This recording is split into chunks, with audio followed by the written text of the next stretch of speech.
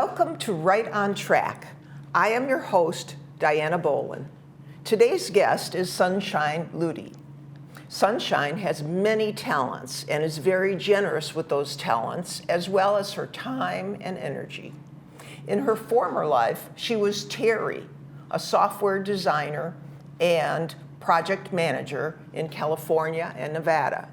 She moved to Laguna Woods in 1995, taking the name Sunshine and making that name her legal name in 2016. Sunshine started the Sunshine Performance Group, also known as sunshinecharities.org, in which she did a variety of tasks to raise money for charity. These tasks included, but were not limited to, producing, directing, writing musical arrangements, and advertising of her musical variety shows. These shows were performed regularly at Clubhouses 3 and 5, as well as the Community Daycare Center. And she raised money for the Alzheimer's Association of Orange County, as well as had these performances for Laguna Woods residents. Sunshine is also an accomplished piano player, which is how she met her second husband. Sunshine also started the Alzheimer's Club, the Oasis for Free Thinkers Club, and the Fit Brain Club in Laguna Woods. She also volunteered at the Publishing Club, and that's our sponsor of this show, and she joined the Publishing Club in 2015. For a period of 4 years, she vetted stories for the Pub Club's annual publication, Village Stories. This included the tedious job of editing and formatting the document for printing. And we ended up with a big book, which you can get every year from the Publishing Club. She also did website updates for the Publishing Club. And she has her own YouTube channel. In her free time, Sunshine wrote 5 books as a way to learn and grow from her experiences growing up in Wisconsin. She was raised in a strict religious family and was the daughter of a minister. As is not uncommon with people raised in a church family, Sunshine's goal for herself sets a very high bar and is difficult to attain. And in some instances, she's paid the price. Now, it is my pleasure to introduce Sunshine Ludi. Thank you. Thank you. Pleasure to be here. Yes. Well, now your goal in life, you said, is to do whatever is needed to help with anything I can to make the world a better place. Yes, and bring joy through music. Yes, there you go. However, you did also say that you are doing too much of everything. I was. Yes. I definitely was. So we're going to look at your journey and hopefully help our people in our audience who are also overachievers to understand what's that like and maybe how to get out of it. All right? Sounds like a good idea to me. Yes. So one of the things that you did to get out of that way of being, but it's still in process, I understand, is to write a book. But actually 5 books. Yeah. But unlike many of other authors, you were writing to document your life and to understand yourself, to understand how you got to where you are today. Exactly. Yeah. So basically the process started after I had lost my first husband. And that was a long process because we found out that he was ill. And the doctor gave him 2 or less years to live. In fact, at that point, he said 1 year, but he actually lived about 2.5 years after that. Mm-hmm. He got a liver transplant, which we thought, we didn't think he'd get one, but yes. He did. And it was very successful, but many things went wrong after that. So it was from August until Thanksgiving that he was in the hospital, and sometimes it was good, sometimes it was bad. It was tough. Mm-hmm. So through that time, I had been writing all the way. I'd started journaling, not until I was probably in my 40s. But I found that writing things down really helped. And what happened is, a couple years after he died, I was in a play that the Theater Guild put on. It was called The Night of January 16th, I think, if I got the date right. And I was one of the leads. I was on trial for killing my lover. Oh. Well, at that point in time, enough time had gone by, and I had found a loving, loving man that I just fell head over heels in love with. I'd been married for 43 years, and I really did not know how to live without being married. I didn't like it at all. Mm-hmm. So I was absolutely crazy with joy, and so despondent. It was crazy, absolutely crazy. I know I've used crazy twice. I was crazy. That's right. It felt very crazy. And you really didn't, like you were beside yourself, like they say. And that's really, when you think of a person being beside themselves, there is kind of that separation somehow of who am I? Where am I? I can't remember the number of times I started to empty the closet, pack up to go, and I can't go. And where were you going? Back home. The place, I hadn't rented out my place. The place that we bought in '95, my first husband and I. Here in Laguna Woods. Here in Laguna Woods. So I could have gone home anytime, but I didn't want to go home. Yeah, I know. There's memories, good and bad, back home. And I want to get to those memories. But before we go there, the workshop that you taught, which was survival through writing. Yes. Now, what did you tell people in terms of how it would help their survival? I basically went through the idea that it was a journey of discovery, because I had past the anger that I had at my parents, because I had a lot of anger. It was tough, very tough growing up. I had already come to a point that they did the best they could. They didn't know any better. And so I had been able to actually connect with them before both of them died. That's important. It was very important. I was so glad I had, because if I hadn't, I don't know that I would ever have gotten over it. But I know people can get over things, but that would have been a lot harder. A lot harder. It is. It's definitely harder.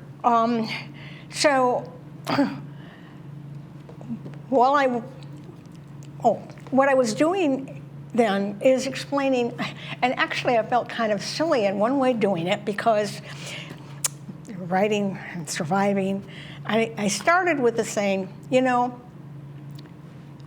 I may look kind of foolish up here talking about survival. I know there are so many people that have survived so many things that are much worse than I can even think of. But then again, we all survive a little bit every day. Yes, that's right. And that's what we're trying to do, is step by step survive day by day. And how did the writing help you? It helped me understand that when I was young, there wasn't a lot of options. I couldn't feel bad that I didn't do anything back then. There were no choices. Yes. I was caught. That was there. That was there.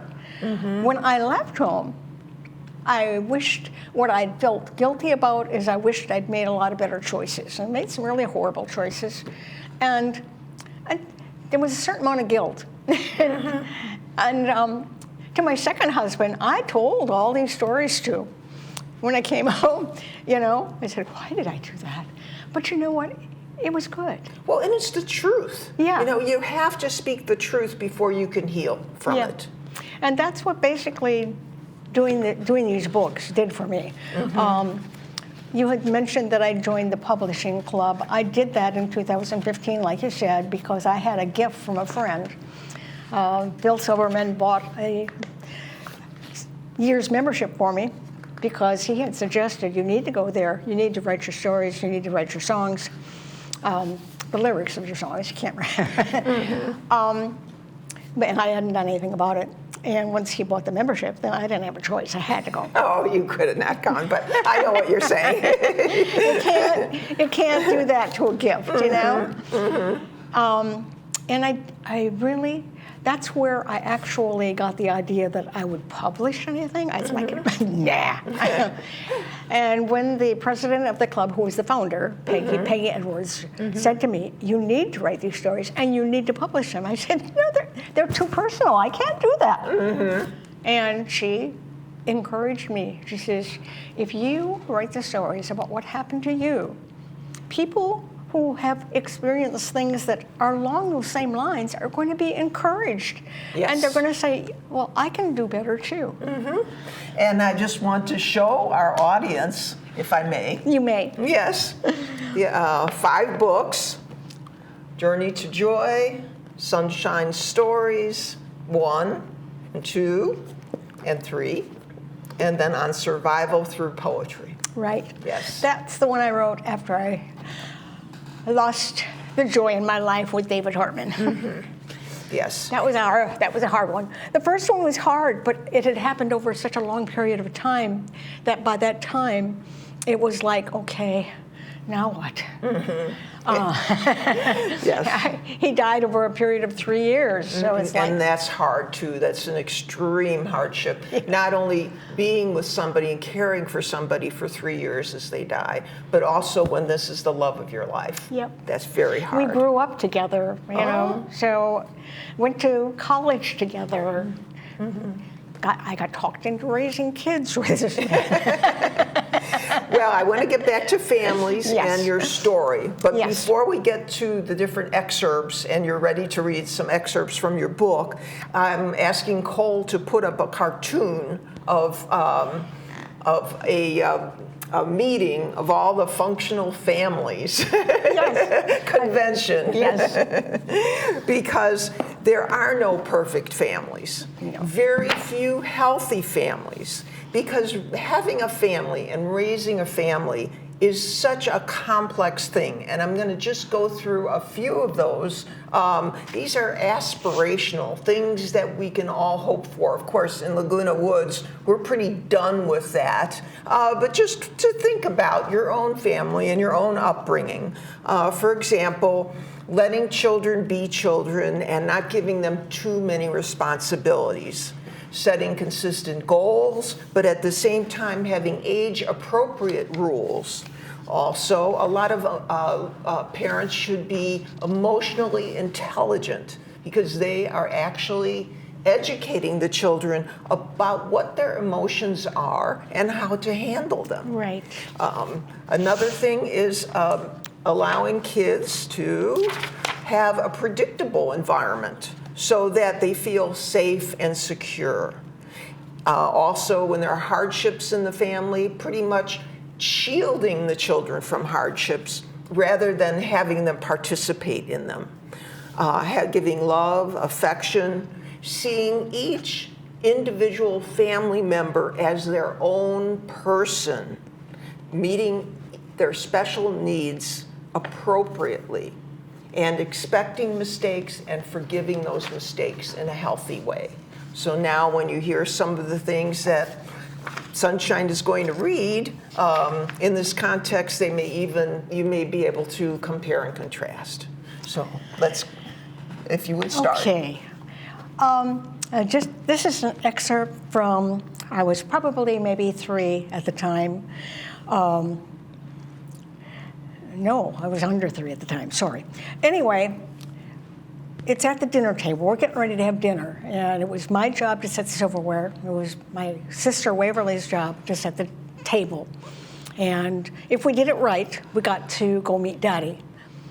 And so Waverly says, "Can we go, Mother?" And Mother said, she nodded her head.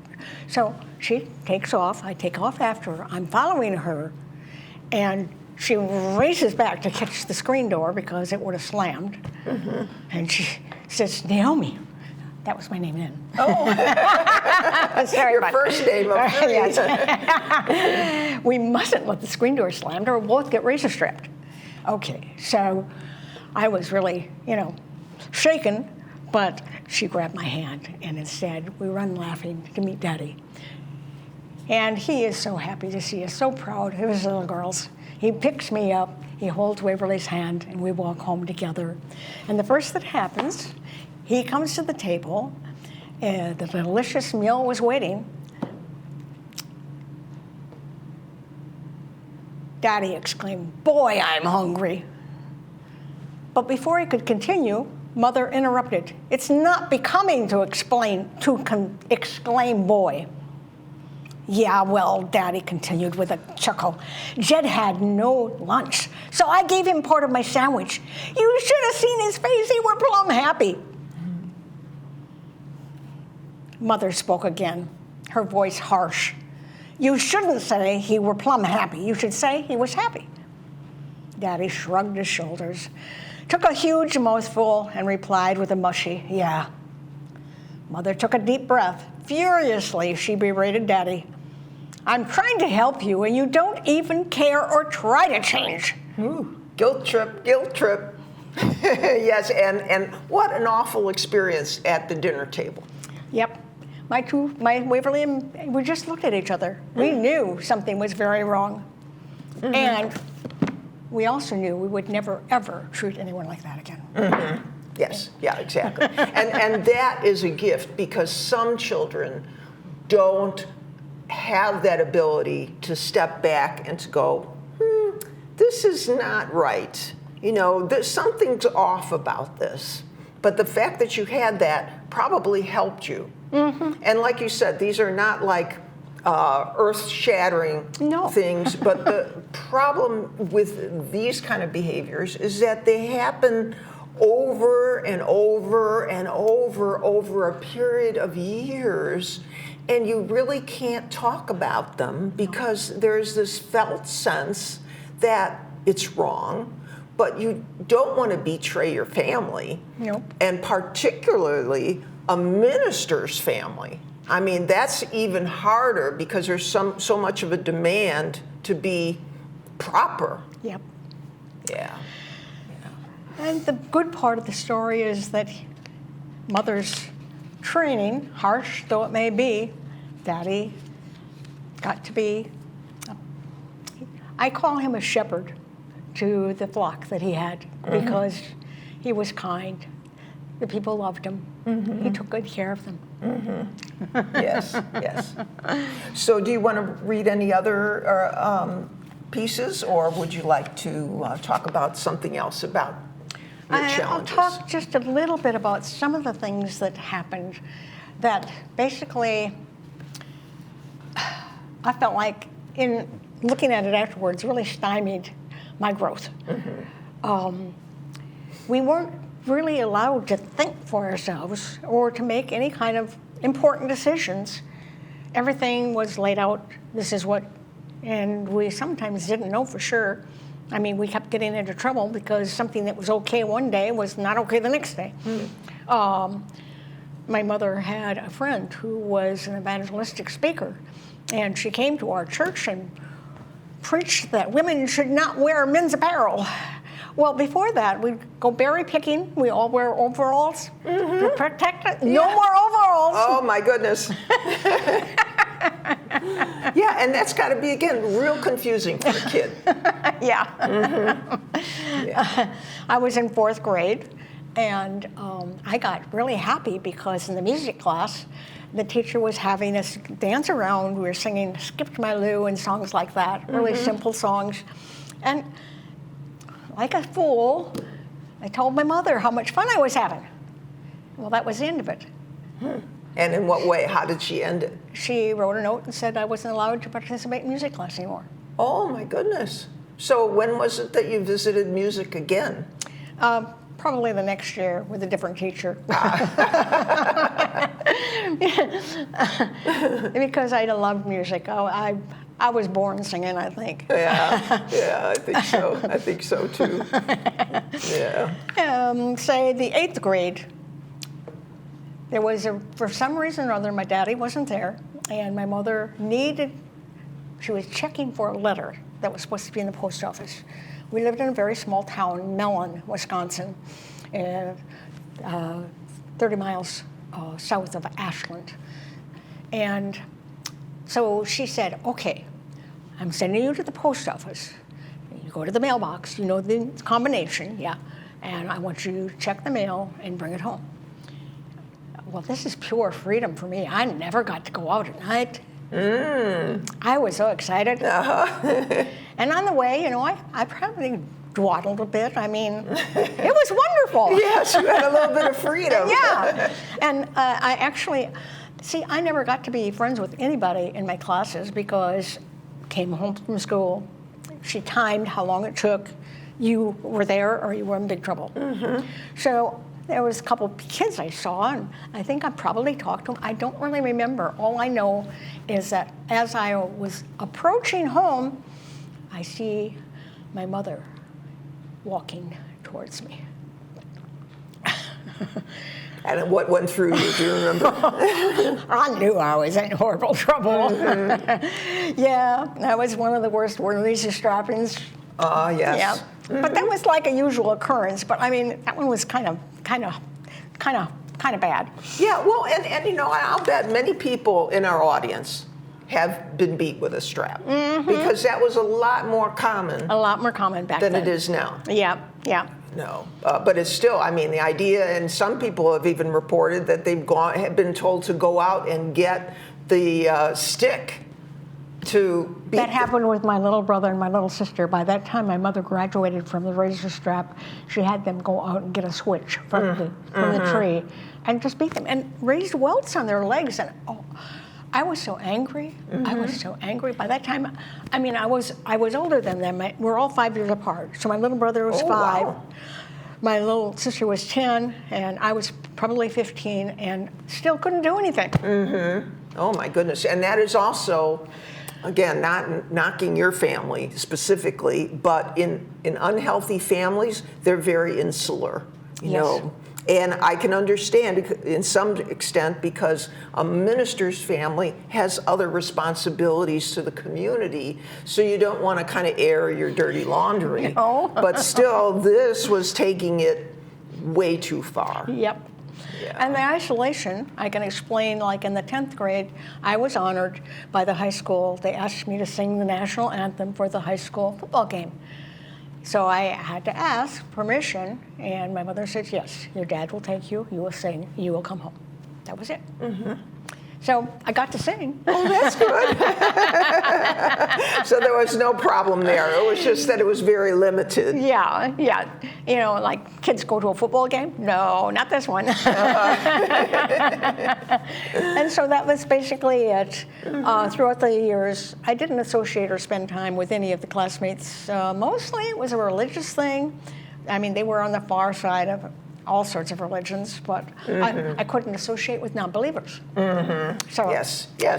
So that then, again, limited your experiences. yeah, And- very much so. Yes. And when I left home, I didn't know where to go. I knew I was going to go as soon as I was 18. And what actually happened when I was 18, there was one girl that I associated with because she was in our church, and she called and said, can you come over?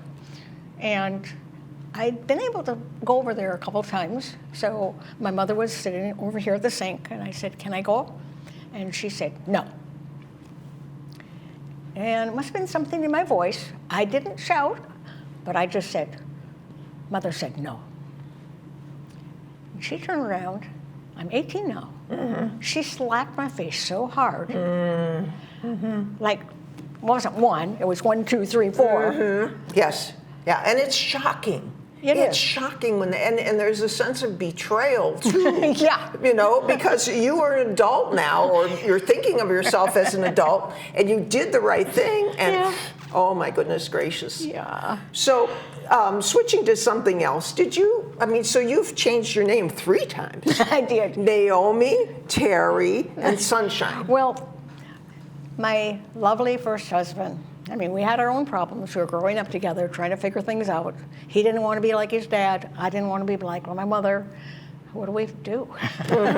Change your identity. Between kid 1 and kid 2, he said, if you don't like your name, do something about it. I said, okay. It was very easy back then. Yes. I sent $30 to the birth records where I'd been born, and they made an amendment to my birth certificate. That's all there was to it. All I had to do is, I had no bank account, I had no this, I had no nothing. I just had teach the people at work to call me a different name. Yes, and you had a strong person backing you up to assert your wishes. Yep. And that in itself is huge for someone that was raised in such a strict environment. And one thing I did say early on is that I will not marry a man like my dad. I mean, I loved my dad, but to me, now I understand now.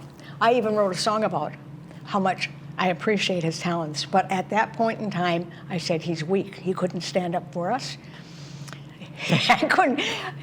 I didn't come up with the fact, well, I did. He couldn't even stand up to his own wife, our mother. Mm-hmm. I don't want a man like that.